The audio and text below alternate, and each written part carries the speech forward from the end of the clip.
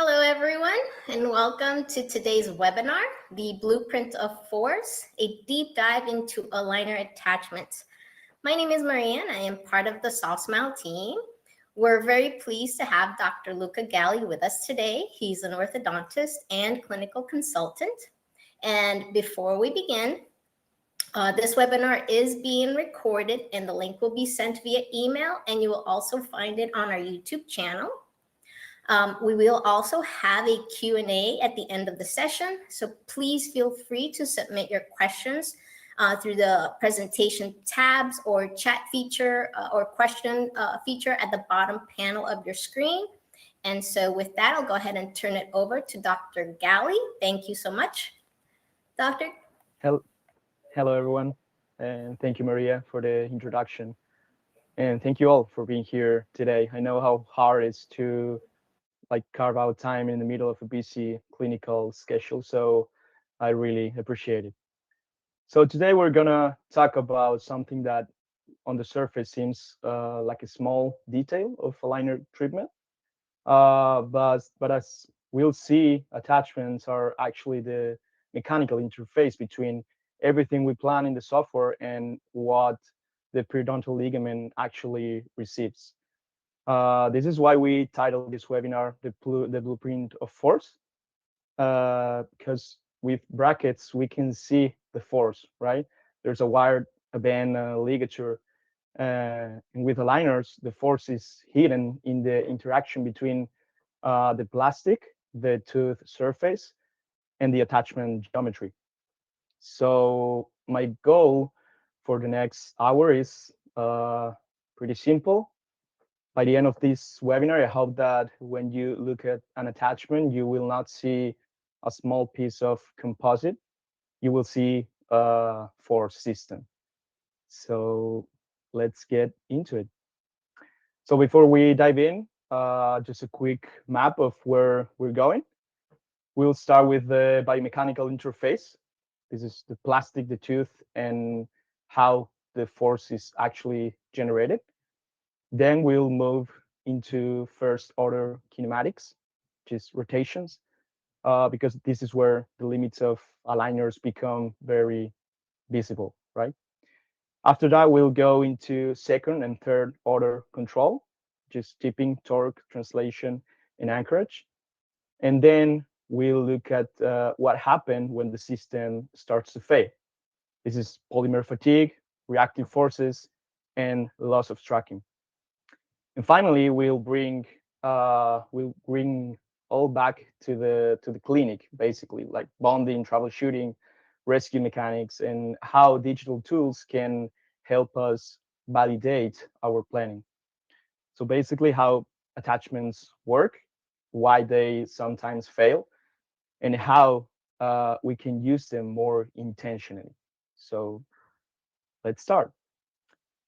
We start with the biomechanical interface. I want to anchor one idea at the very beginning, which is visual fit is not the same as active force.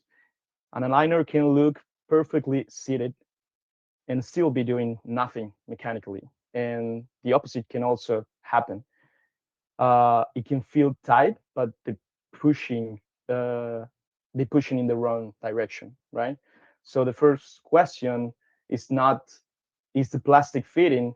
It is actually, where is the plastic deforming against what surface and what vector is that creating?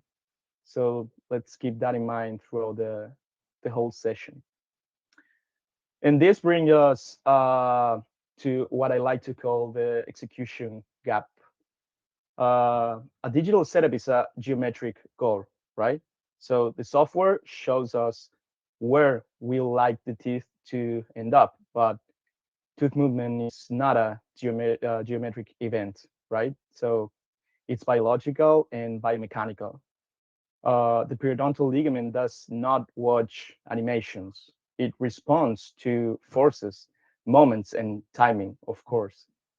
So there's always a gap between what the screen shows and what the plastics can actually deliver. Attachments are one of our main tools to reduce that gap.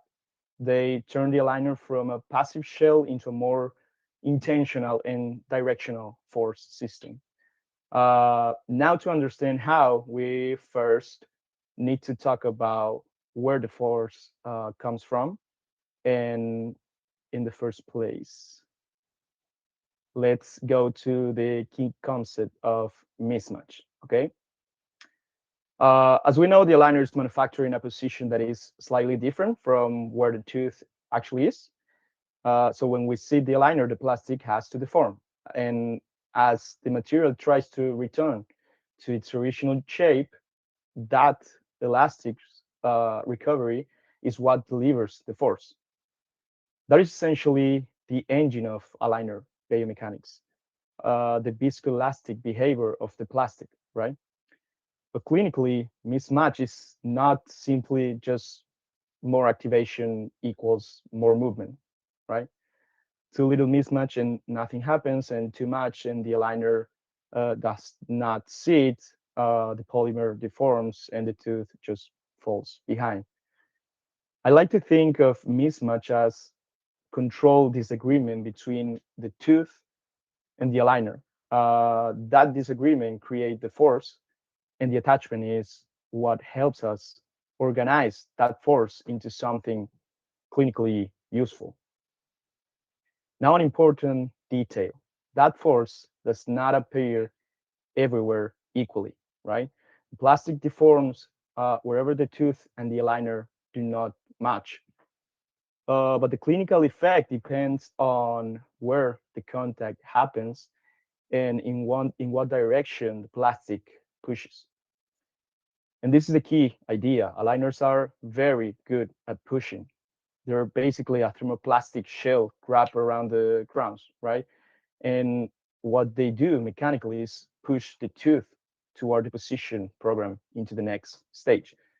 So when we review a setup, we should not only ask, like, is there activation here? We should ask, where is the aligner contacting the tooth, and what vector is that contact creating?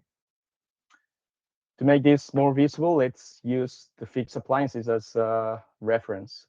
With brackets, the biomechanics are easier to picture, right? We have a slot, we have a wire, a ligature, and and the wire like can pull throughout the bracket. This is why couples, rotations, and moments are more direct with fixed appliances.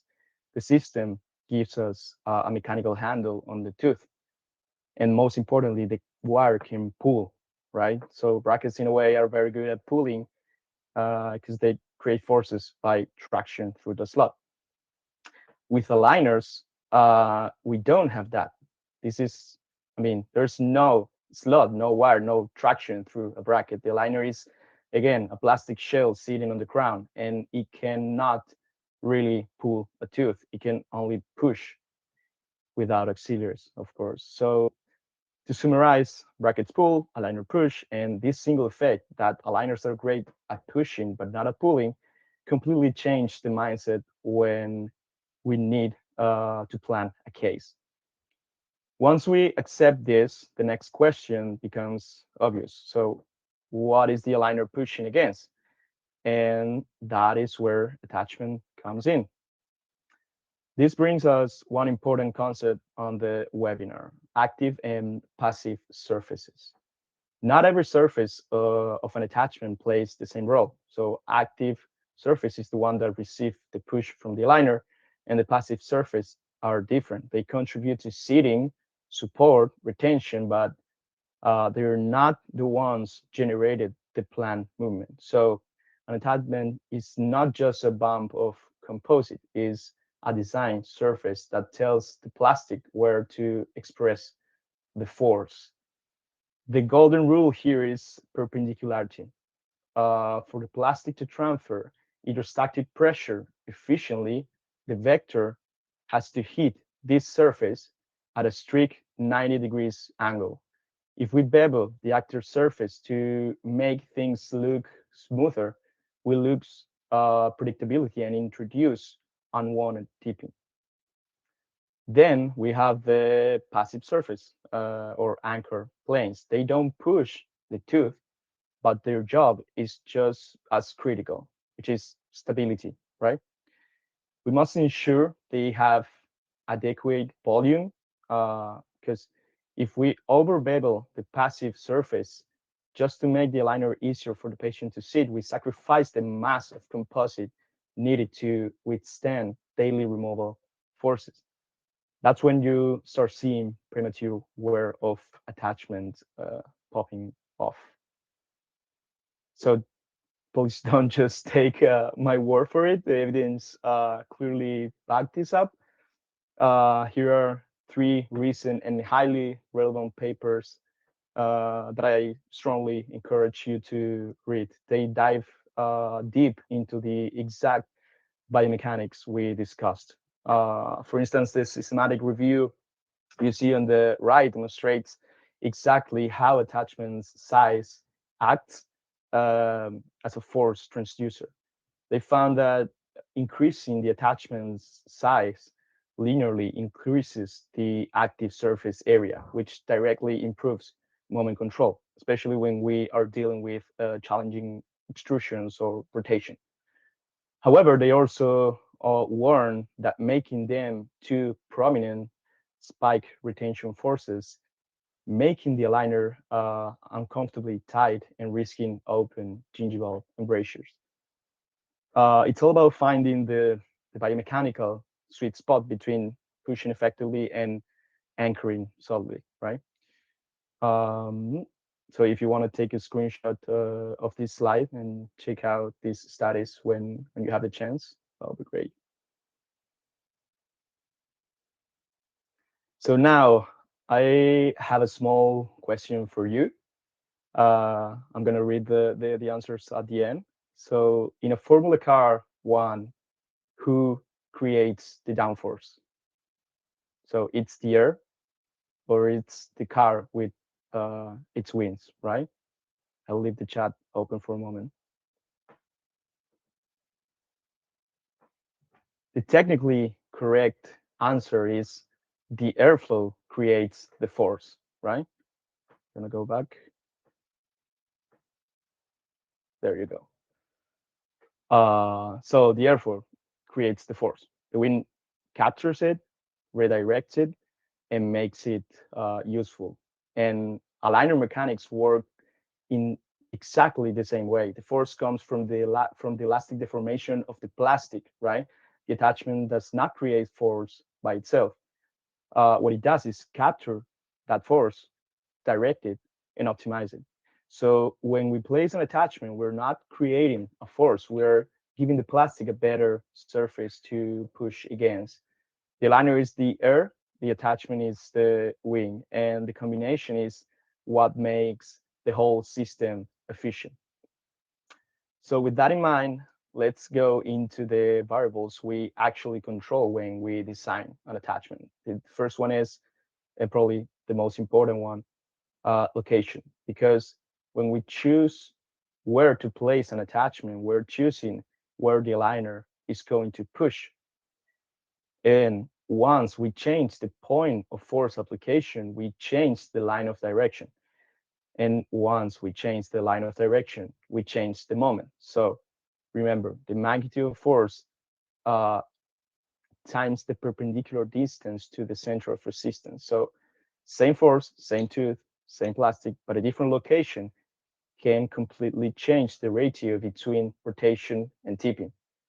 And that is why we are going to see in the next slide.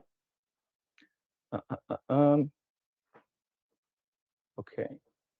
Uh, Here's where location really matters because we may have the right intention. We want to rotate the tooth, but if the attachment is in the ground position, the system may express more tipping than rotation. So the question is not just if I have an attachment. The question is if the attachment is positioned in a way that creates the moment I actually need. Let's read this image carefully because there is a lot going on.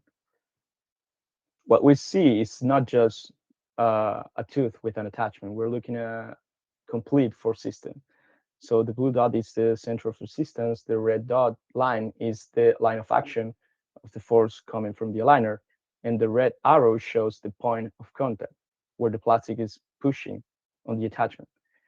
Now the question is, in this configuration, when the aligner pushes here, what moment is the system most likely to create? So look at the perpendicular distance from the line of action to the center of resistance on the left. It's short for rotation, but quite long for mesial tipping. So the rotational movement is weak, right? And the tipping movement is strong. The tooth will move, but it will not move at pure rotation. It will start tipping mesially. And this clinically is something we see all the time. The setup says rotation, the attachment is there, the aligner is active, but the tooth lags behind.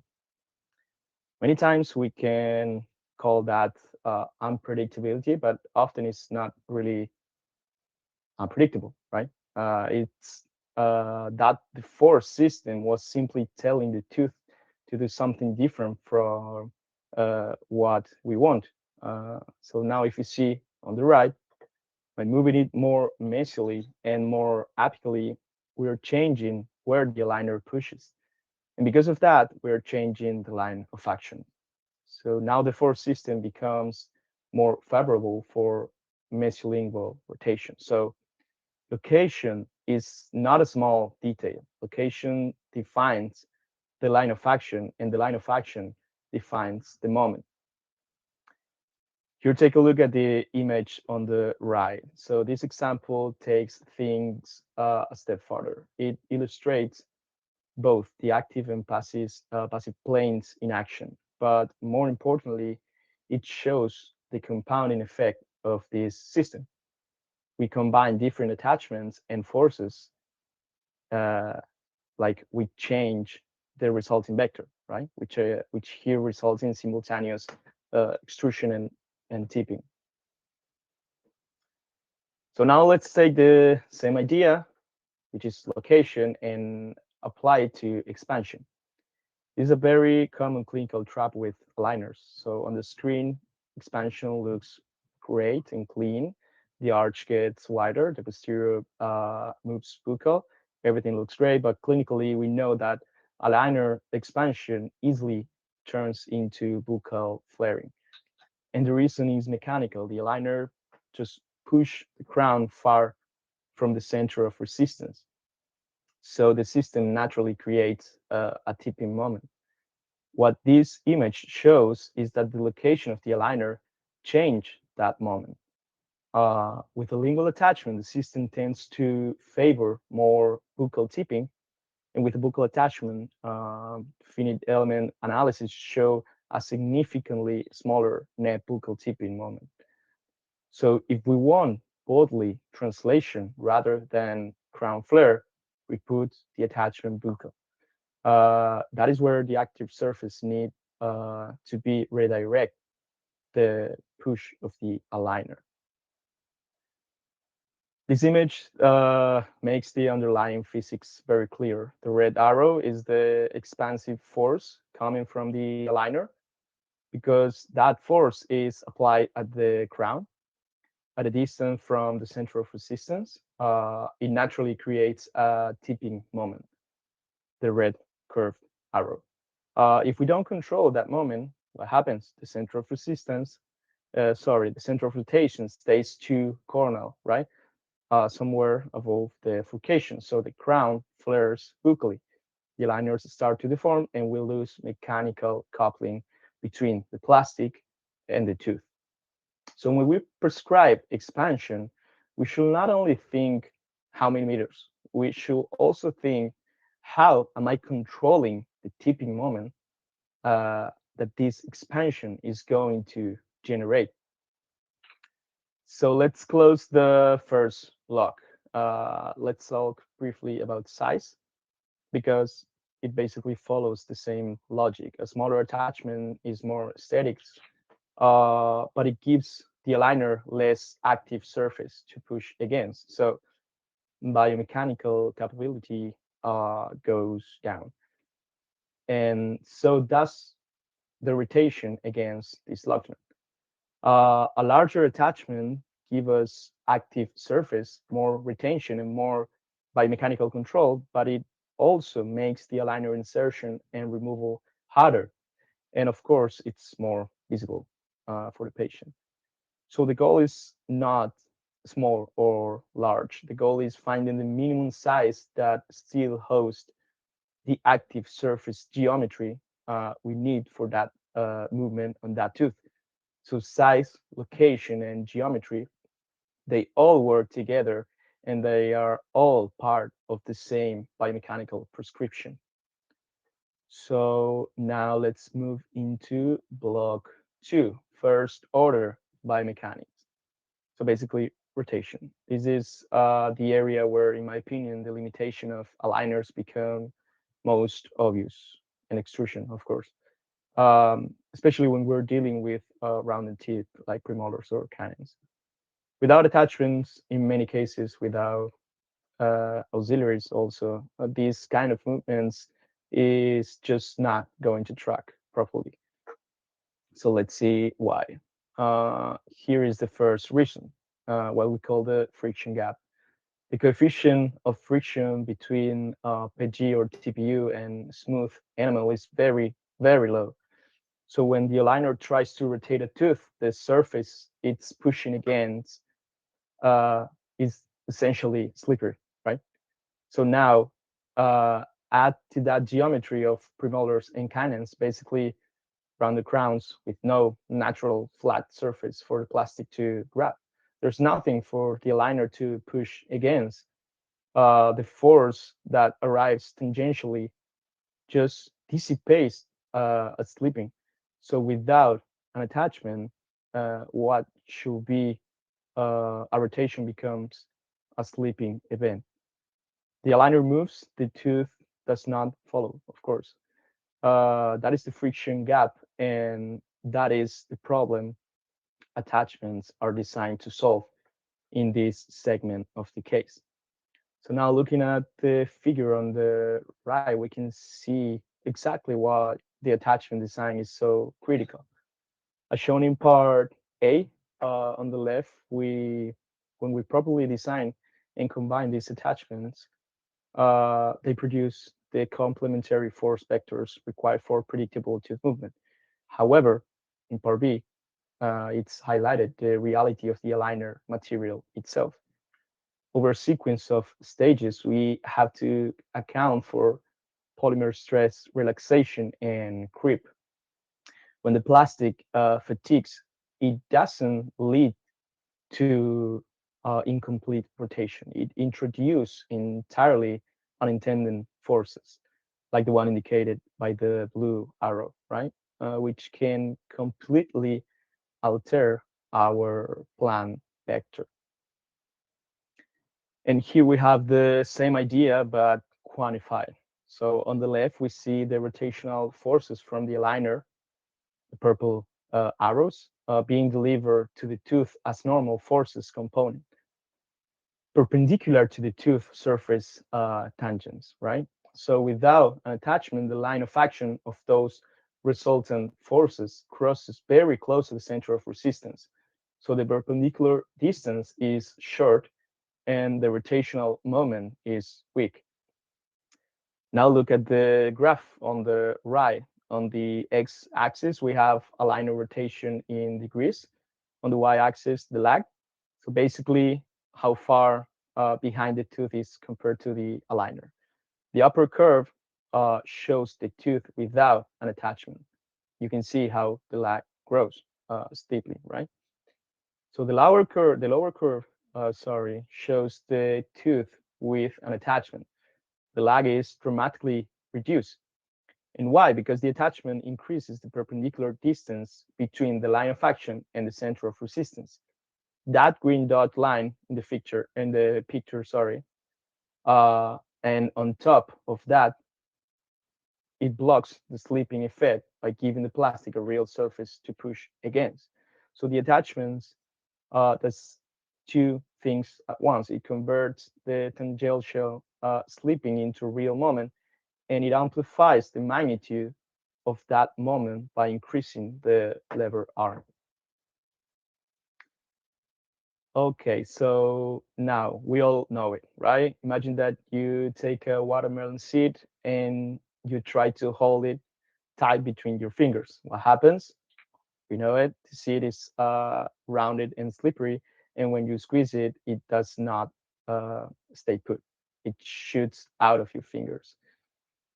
That is basically what happened with rounded crowns inside the aligner. The aligner is trying to squeeze and rotate a tooth, but the geometry of the crown, like converging surfaces, means that under compression, the tooth slides vertically out of the plastic. So instead of rotating, the tooth gets intruded. And that's the principle behind the famous watermelon seed effect. And that's why we're going to see in detail now this. As I say, when we have converging crown surfaces under compressive force from the aligner, the tooth gets expelled vertically, so it's intruded. The aligner pushes laterally, but the geometry redirect that part of the force into the long axis of the tooth. So we end up with unwanted intrusion, as I said before, which is a problem we frequently see in canines and premolars during program rotations. So the solution here is geometric. We need to give the system a mechanical stop with vertical attachment with a bevel active surface properly oriented, converts that slipping into clean rotational moment and adds a compensatory extrusive vector that counteracts the intrusion. So we'll kill two birds with one stone. We capture the rotation and we neutralize the intrusive penalty. And here are the numbers behind what we said. Finite element studies on upper canons undergoing aligner-based rotation show that without an attachment, the tooth lagged behind the program aligner stage by roughly 30%. That is significant. And on top of that, the intrusive force component, the watermelon effect we just talked about, was 3.71 times greater without an attachment that with one. So almost 4 times more unwanted intrusion. So how do we neutralize this in the clinic? So first, we use a properly oriented active surface to redirect the compensatory force upward, extrusive, to counteract the squeeze. So second, of course, we control the staging. This is speed, collisions, synergistic movements, everything. And third, on larger rotation, we plan overcorrection because we know the system has a built-in lag.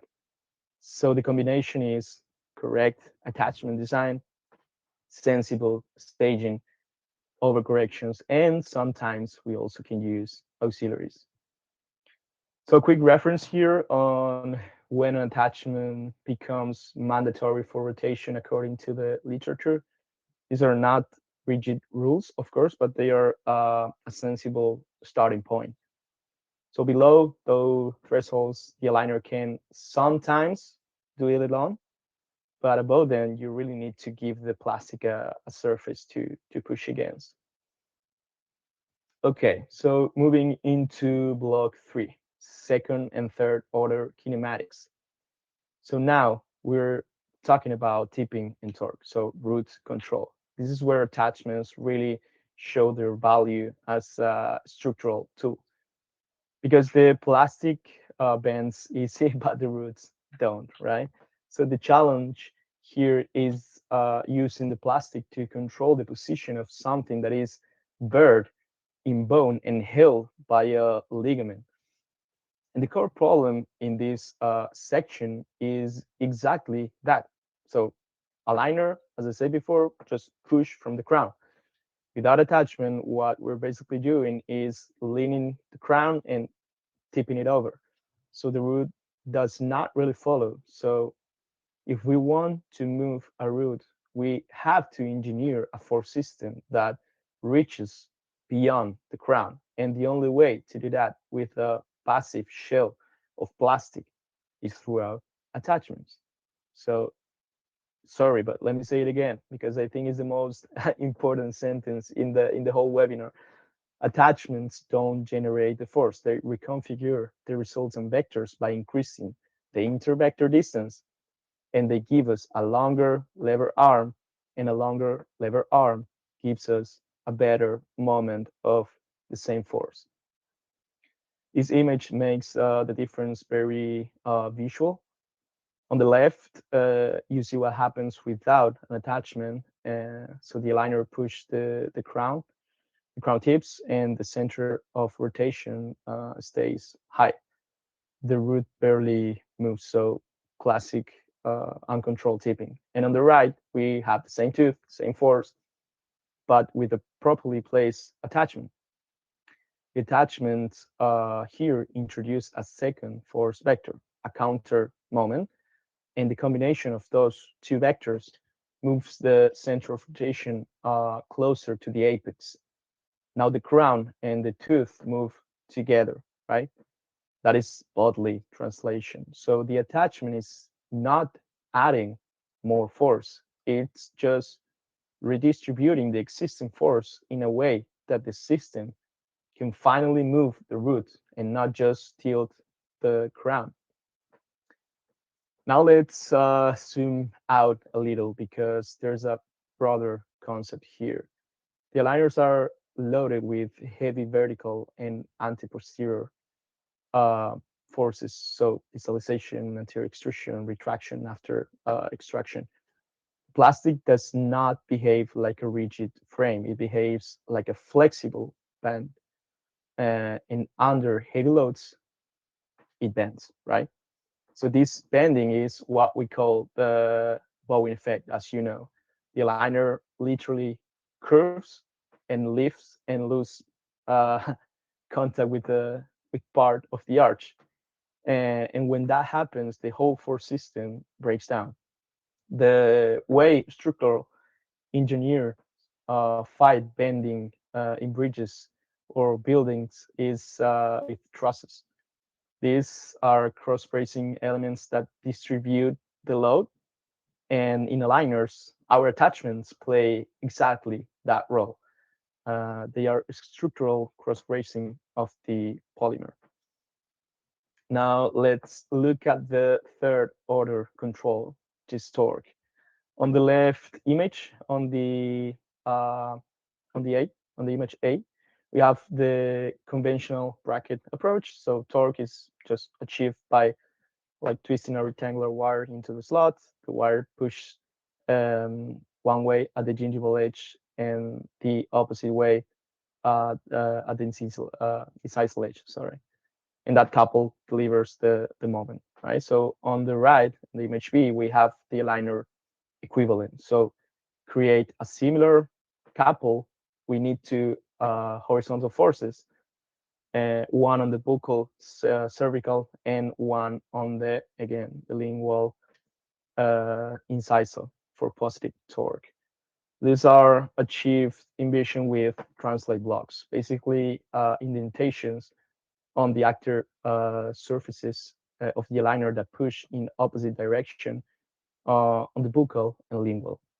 So the principle is the same. We need a couple, right? But the way we deliver it's completely different. With brackets, the wire does it, and with aligners, the geometry of the active surfaces on the plastic does it. So quick numbers again, just for references. Same as before, these are just thresholds, not absolute rules, but they help frame the decision when we're designing the prescription. Above these numbers, the plastic alone is not going to deliver the movement we want. Okay, this slide is something that may sound obvious, but it has a huge clinical consequences. Aligners are a closed system of forces, right? Unlike brackets, the aligner is one continuous shell. Every force we apply on one part of the arch generate reactive forces somewhere else in the same shell. So if we intrude posteriors, the reactive force tends to dislodge the aligner anteriorly. If we expand posteriors, the anterior gets pulled in. If we distalize posteriors, the anteriors tend to be proclined, right? So when you plan, always ask yourself, uh, what is the reactive force and what is it doing to the rest of the arch? So now let's change the block. We're going to talk about the dynamics of the system and how it degrades over time. Because so far we've been talking about the system as if it were static, right? Just push here, react there. But the polymer is a viscoelastic material, and time is a huge factor. The force we have at hour 0 is not the force that we have at hour 8, okay? And the force at hour 8 is not the force at day 5, right? This is where retention and material fatigue come into play. And I want to pause here for a second on the structural role of anchorage attachment, because this is something we often underestimate in engineering. When a structure has to resist heavy loads, being solid is not enough. It needs cross bracing and trusses, as I mentioned before, that distribute the load and prevent the structure from bending. With aligners, the same thing happens. When we ask the aligner to move an entire segment of the arch, the plastic is under forces that tend to make it flex. And a flexed aligner loses control of the teeth that sit inside it. Okay? So anchorage attachments are the ones that fulfill the structural role. They are not there to move the tooth that they are bonded to. They are there to anchor the aligner in that segment, keep it rigid, and make sure the force we plan actually reaches the tooth we want to move. They are the cross bracing of the system, right? Now, polymer fatigue. This is something inherent to the material. So two concepts to understand here. The first is stress relaxation. When a polymer is held under constant deformation, the force it delivers decays over time. So when we sit a fresh aligner, the initial force is the maximum the system will ever produce, right? From that moment on, the force keep decreasing. Second concept is creep, okay? When a polymer is held under constant force for too long, it undergoes permanent plastic deformation. The material recognizes its molecular change and no longer returns to its original shape. So the clinical relevance here is huge, because most of the force decay happens within the first 8 hours of wear. So patient compliance, wear time, and aligner change frequency are not just protocols, right? They are biomechanics. Look at the graph A on the left. We are looking at creep. We're measuring stress and strain against time. See that flat dark blue line? So that represents stress, which is the mechanical load. In this scenario, the load is completely constant. But look at the brown line representing the strain, the actual physical deformation of the material. So even though we load, even though the load never increases and it's the same, the material can continue to stretch, yield to deform more and more, and as the time goes on. So now move over to the graph B on the right, which shows stress realization. Here the variables flip. So the brown line representing strain is completely flat. This simulates what happens when the aligner is snapped over a tooth. Uh, it's stretched to a specific shape and mechanically locked in that exact position. It cannot deform any further. But watch the blue line, right, which represents stress. The internal force that the plastic pushes back with, even though the physical stretch is held perfectly constant, the force that the material delivers drop off exponentially as time passes. This brings us to the ultimate clinical compromise when sizing the attachments. If we make an attachment larger, we gain more active surface for a better force control. Okay, but simultaneously, we force the aligner to stretch further upon insertion. So this higher initial strain accelerates the polymer fatigue, causing faster stress relaxation and creep. So the secret here is finding the biomechanical sweet spot, which is maximizing the active push plane while minimizing the overall volume to preserve the elasticity of the plastic. So, with that mechanical reality in mind, that the polymer is constantly degrading the force it delivers, we have to accept something important. Attachments are powerful tools, but they cannot compensate for everything. They cannot save a force system that is fundamentally fighting against the biology, the staging, or the geometry of the case. So let me show you what I mean. Attachments cannot overcome biological or physical collisions.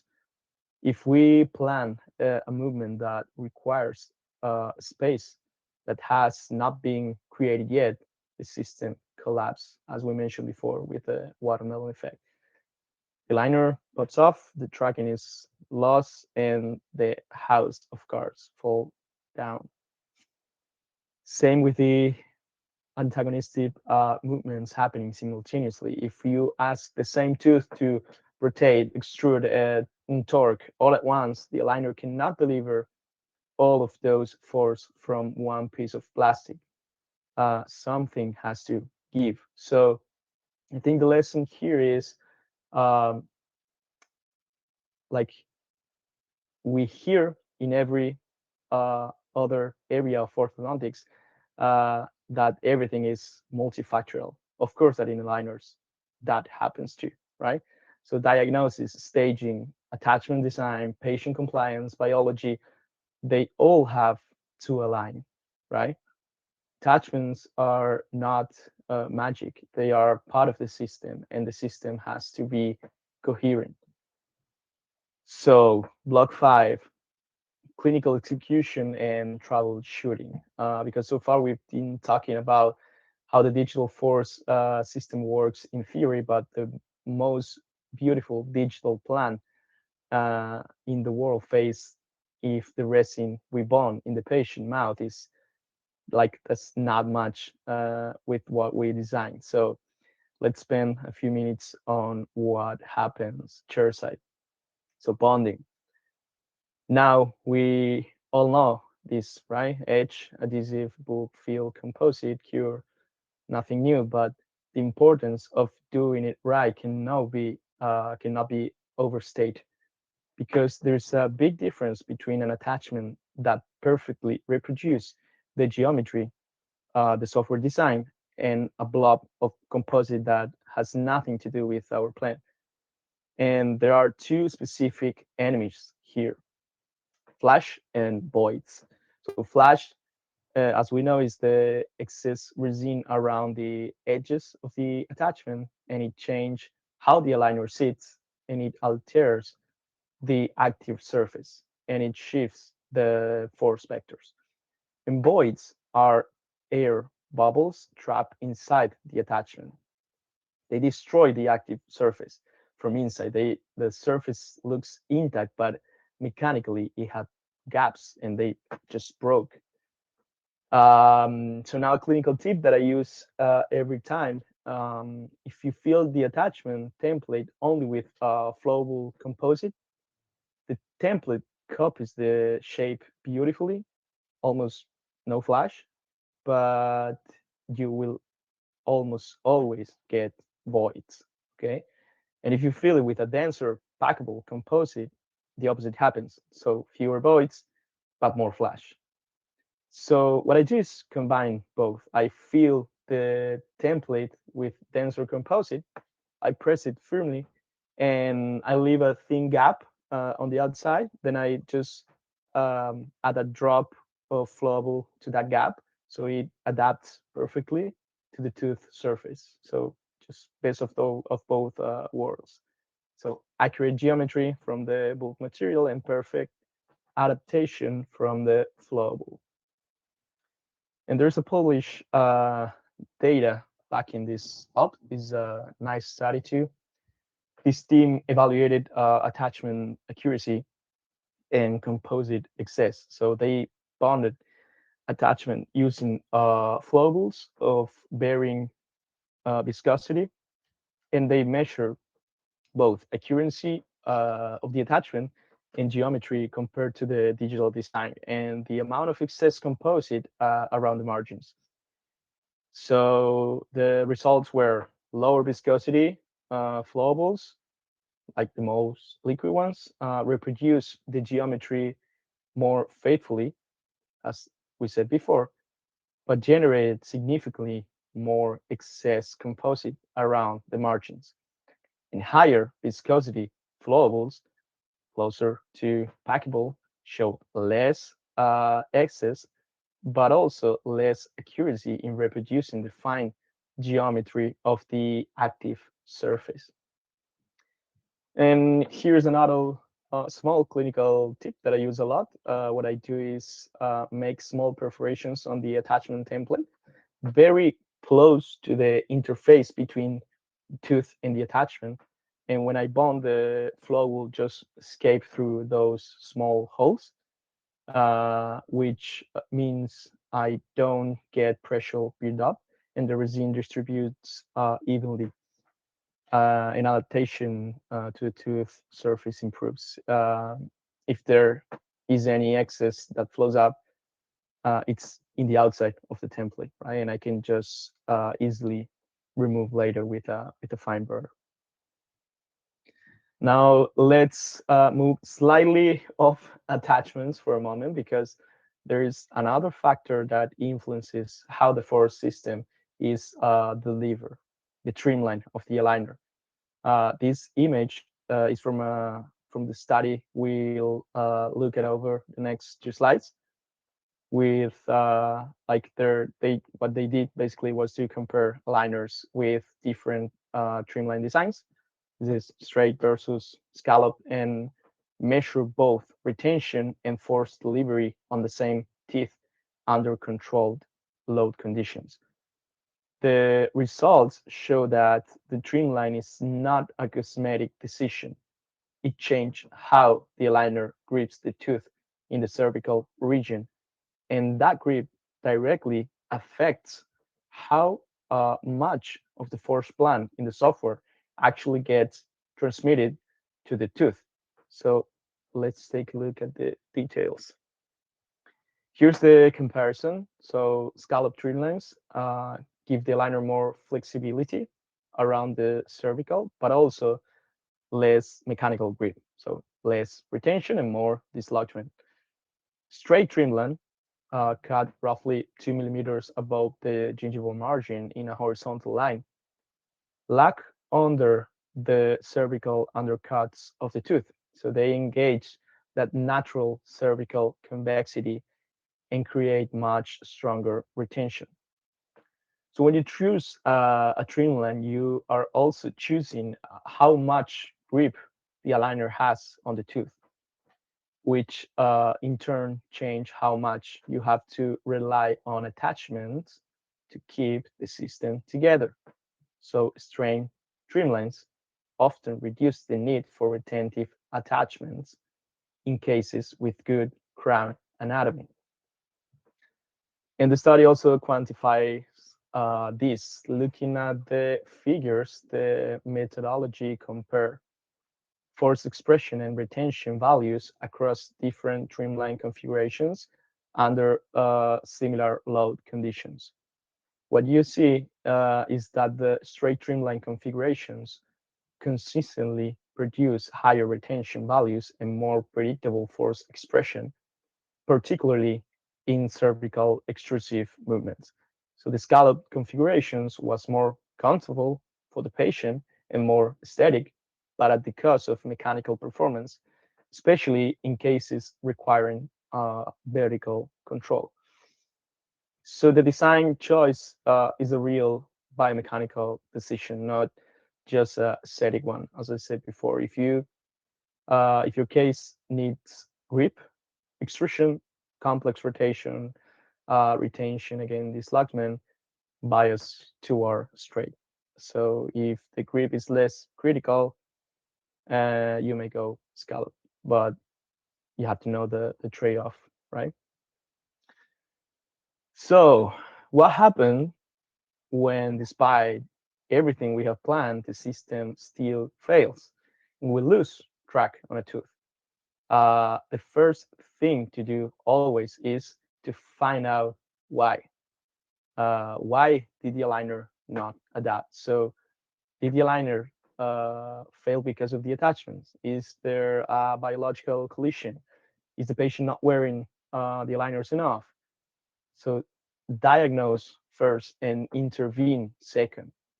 This is also what I love about digital orthodontics. If we fail, we can just go back step by step and learn from our mistakes. So once we have diagnosed, we have tools to recover tracking without restarting the case, without rescanning and waiting for refinements. One of these, as is shown in the image, is the bootstrapping technique. The idea is to use a bonded bottom on the tooth and an elastic that goes under the aligner, as you probably know, to pull the tooth back into the reservoir, uh, like where the aligner has the crown, right? So we create just regional force to re-engage the mechanical interface. So the tooth goes back to its programmed slot in the plastic and tracking resumes. For rotation loss, especially in rounded teeth, and this is something you can like plan from the initial plan, a great ally is the lingual bottom. So if you see here, the idea is to create a force couple that together generate a pure rotational moment with no tipping component. In this video, you can see how the elastic chain on thread runs under the aligner and connects the bottom on opposite sides of the tooth. As long as both forces are balanced and applied at equivalent levels relative to the center of resistance, the result will create a couple, of course. So pure rotation with no side effects. Uh, it's a powerful chairside tool for cases where the attachment cannot um, deliver only. And here is the same shown clinically. What I want to highlight here is that this is a temporary measure. We're not redesigning the case. We're giving the system a hand to recover tracking. And once the rotation is back on track, we remove the bottoms and continue with the regular liner sequence. It is rescue mechanics, so no a permanent feature.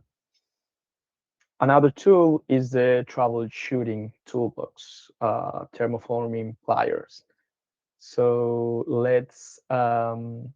this lets us chairside biomechanical adjustment to the aligner itself without having to refabricate it, as you know.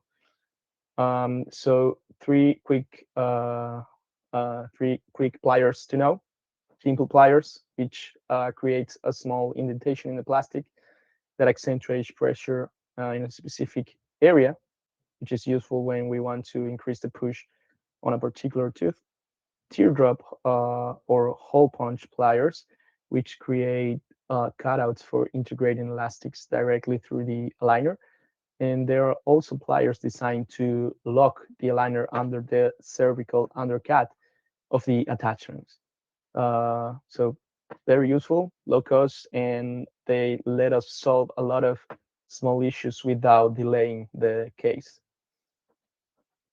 This study look at how those pliers generate indentation should be shaped and placed to maximize their biomechanical effect. These data maps out exactly how the horizontal force applied to an incisor increases linearly with the depth of the dimple. But here's the clinical takeaway. The instrument you choose matters just as much. So notice the bottom graph. When a thin thermoplier is used, the force delivery is significantly more predictable and concentrated compared to the thicker plier, which shows a wider dispersion of forces. So when you're detailing a case and need a highly controlled force vector for a smooth bone movement, reach out to the thin plier, not the thick one. Okay, last block. Sorry for the extension. Let me bring back the Formula One analogy from the beginning. So in Formula One, before they manufacture a single piece of car, the engineers run computational fluid dynamic simulation. So they put the digital car in a virtual wind tunnel, and they visualize the pressure maps. This is where the air flows, where it stagnates, and where the downforce is high. They optimize the design before bending any material. So my question here is, Formula One can do this with air and a moving car. Why can we do it with aligners and a tooth? Why can't we look at the vectors generated by our plastic before we ship the case to the patient, right? The answer is that we can. The same physics, this is finite element analysis, that drives F1 simulations can also model the force inside the aligner. And this is what we're going to see now. This comparison is one of my favorite slides. On the left, you see a computational fluid dynamic simulation of an F1 car in a wind tunnel. And on the right, you can see something very similar but inside fission. These are what we call phantom forces. They are, there you go again. They are the force vectors generated by the aligner on each tooth, visualized in real time as the treatment progresses. So instead of guessing how the system will behave, we can actually see the pressure distribution before manufacturing. We can spot dead zones, just areas where the force is too weak.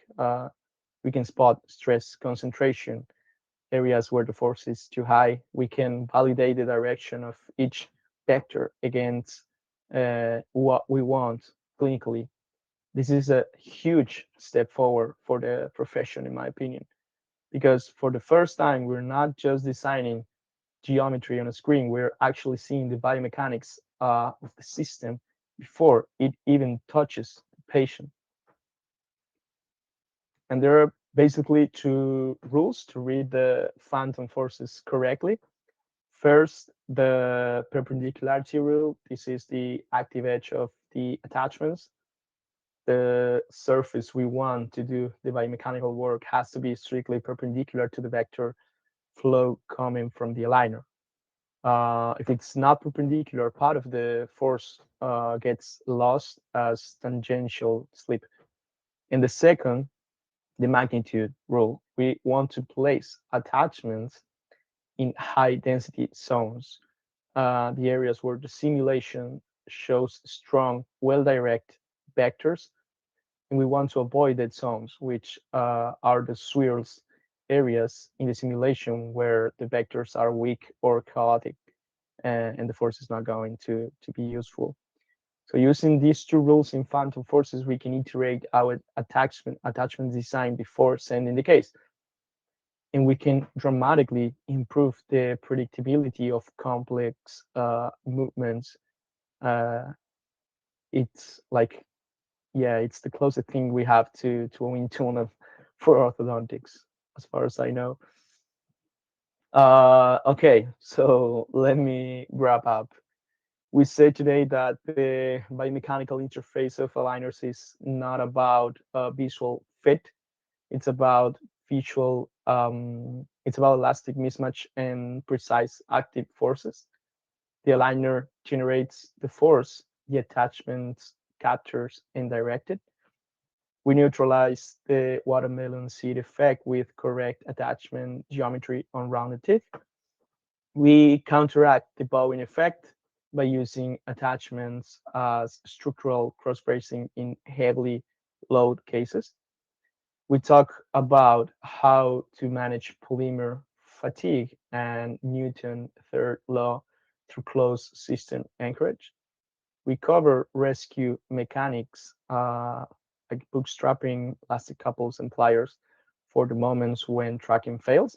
And finally, we saw how computational tools like phantom forces are letting us validate the force system before it even reaches the patient.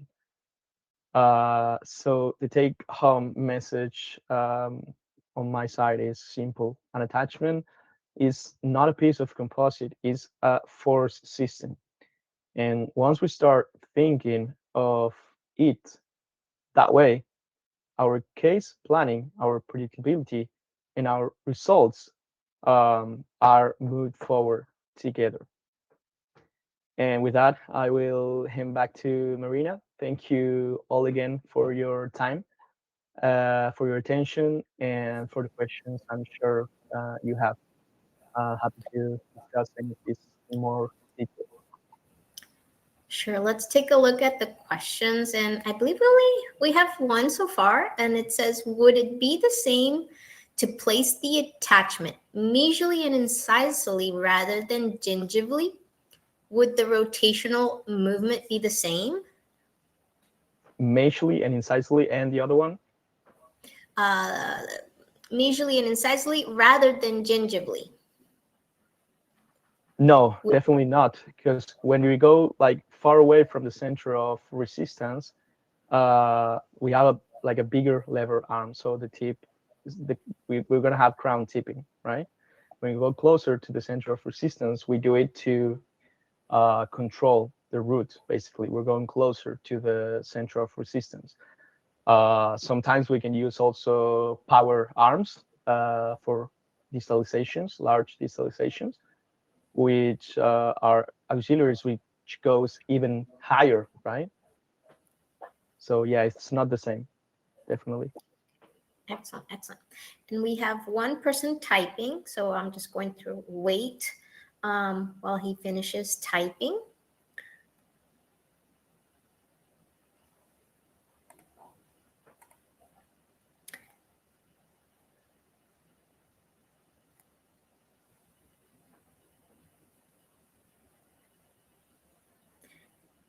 Okay. Does the extended trim line, straight or scalloped, compensate the watermelon seat effect? No, not at all, not at all. Because I mean, we will definitely have more force, but the thing here is that when we have a like a higher trim line, we're gonna have more retention, right? We're also gonna have more force on the tooth, but not enough to compensate the watermelon seat effect. I mean, if we don't place an attachment in a cannon and we plan 10 degrees of rotation, that will definitely intrude the cannon. Unless the cannon is too flat, right? That also depends on the tooth anatomy. But yeah, no. Okay. Well, Usually, okay. sorry, Marina, just a little thing to go over that. Uh, we can use scallop trim lines when we have a lot of crowding, but we won't have um, biomechanical challenges, right? Like large intrusions or extrusions or desalizations. Why? Because the aligner is going to sit better. So the deformation that we make when we sit the aligner is lower, right? Because basically the plastic is more flexible. Okay, so we're going to have like lower forces applied to that crowded teeth. But in the other scenarios, I always go for straight trim lines. Okay. Great. Sergio is thanking us, or you specifically, for answering the question. So great. We don't have any additional questions. So I believe we'll be closing our session today. So thank you, Dr. Galli, and thank you all for joining us. I'm going to go ahead and add our link to the chat if anybody would like to go ahead and request a more personalized demo. And also the recording will be available and sent via email as well as in our YouTube channel. And lastly, we will also be sending a link to the webinar survey. If you all could please just help us improve and provide feedback, we would greatly appreciate it. So thank you so much, everyone. Thank you, Dr. Galli, again. And I believe this will be the end of our session. Thank you, Maria. Thanks, everyone, for joining. See you in the next one. Bye.